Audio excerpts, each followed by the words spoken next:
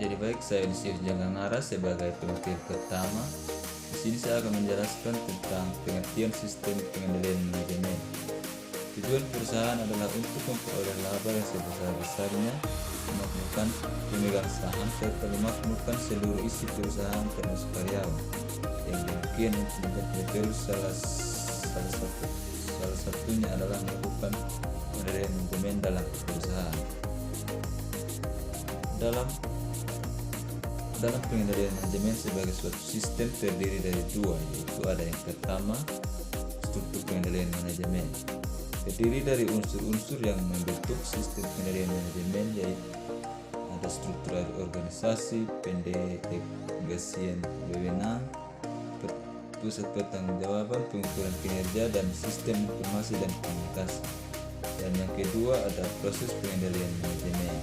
Kegiatan-kegiatan dalam rangka melakukan proses pengendalian manajemen terdiri dari perencanaan strategis, penyusunan anggaran, pelaksanaan, dan evaluasi. Terima kasih untuk waktu dan kesempatan yang diberikan kepada saya. Selanjutnya, saya akan membahas mengenai struktur pengendalian manajemen.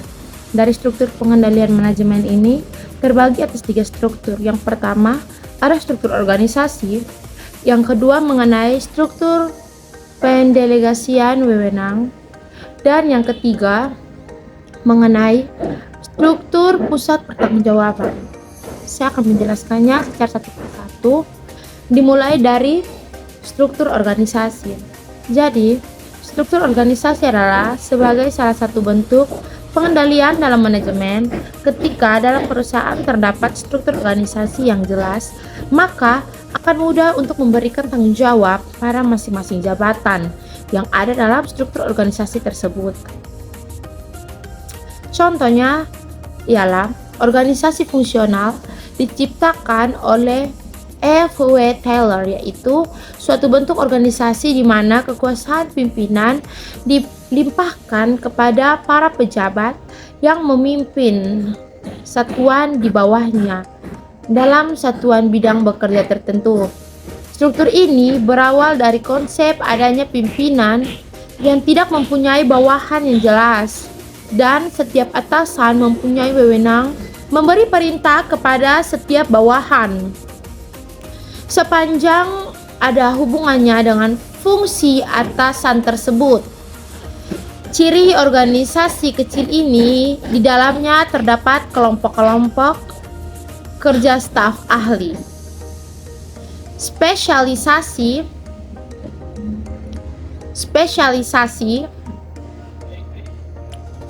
dalam pelaksanaan tugas. Target yang hendak dicapai jelas dan pasti, serta pengawasan dilakukan secara ketat. Struktur pendelegasian wewenang. Dalam struktur pengendalian intern, ini pendelegasian wewenang juga merupakan salah satu upaya perusahaan untuk mengendalikan perusahaan. Pendelegasian wewenang adalah proses di mana seorang manajer membagi kerjasama atau melimpahkan pekerjaan yang menjadi tanggung jawab manajer kepada bawahannya, sehingga ia dapat memperoleh orang-orang untuk membantu pekerjaan yang tidak dapat manajer kerjakan. Dan yang terakhir, ada struktur pusat pertanggungjawaban.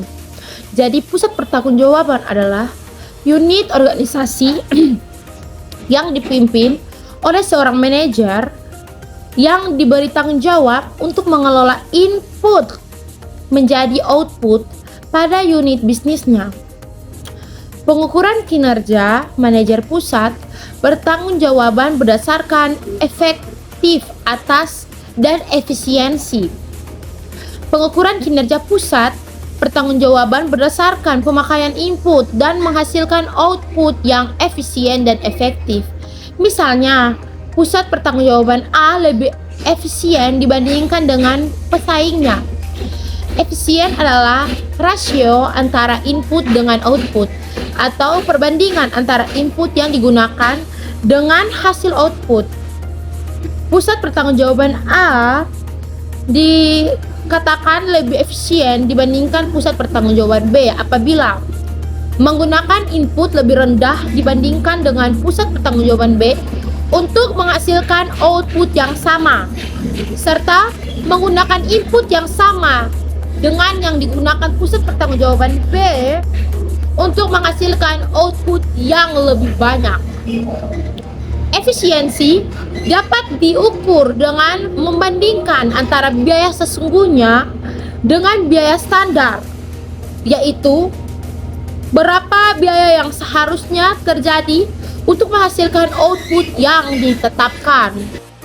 Baik, perkenalkan, nama saya Santa Agustina Ishak. Saya pemateri ketiga akan melanjutkan bagian 3, pusat pertanggungjawaban. Pusat pertanggungjawaban adalah unit organisasi yang dipimpin oleh seorang manajer yang diberi tanggung jawab untuk mengelola input menjadi output, dan pada unit bisnisnya pengukuran kinerja manajer pusat pertanggungjawaban berdasarkan efektivitas dan efisiensi pengukuran kinerja pusat pertanggungjawaban berdasarkan pemakaian input dan menghasilkan output yang efisien dan efektif. Misalnya, pusat pertanggungjawaban A lebih efisien dibandingkan dengan persaingannya. Efisien rasio antara input dengan output atau perbandingan antara input yang digunakan dengan hasil outputnya. Pusat pertanggungjawaban A dikatakan lebih efisien pusat pertanggungjawaban B. Baik, selanjutnya saya Cindy Boys sebagai pemateri keempat. Selanjutnya saya akan menjelaskan bagian C, yaitu tentang proses pengendalian manajemen. Proses pengendalian manajemen terdiri dari beberapa, yaitu yang pertama, perencanaan strategis. Perencanaan strategis adalah keputusan yang akan diambil di mana program-program apa saja yang akan dilaksanakan oleh perusahaan dan seberapa besar jumlah sumber daya yang akan dialokasikan ke setiap program yang akan dijalankan di masa yang akan datang. Hasil dari perencanaan strategis itu disebut strategi plan, yang isinya program-program beserta sumber daya yang akan dialokasikan dalam masing-masing program di masa mendatang.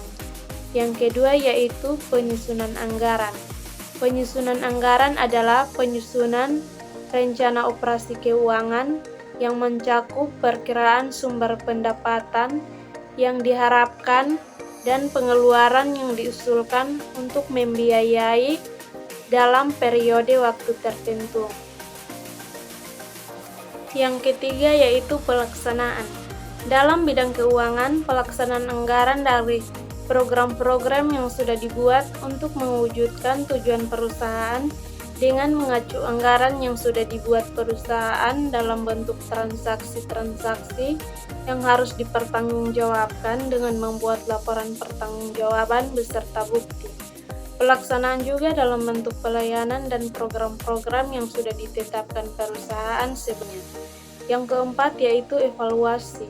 Evaluasi kinerja dari semua tahap proses pengendalian manajemen akan dijabarkan melalui 4 perspektif balance scorecard, yaitu evaluasi bidang keuangan, kepuasan pelanggan, proses bisnis intern, pembelajaran, dan pertumbuhan. Sekian dari saya, terima kasih.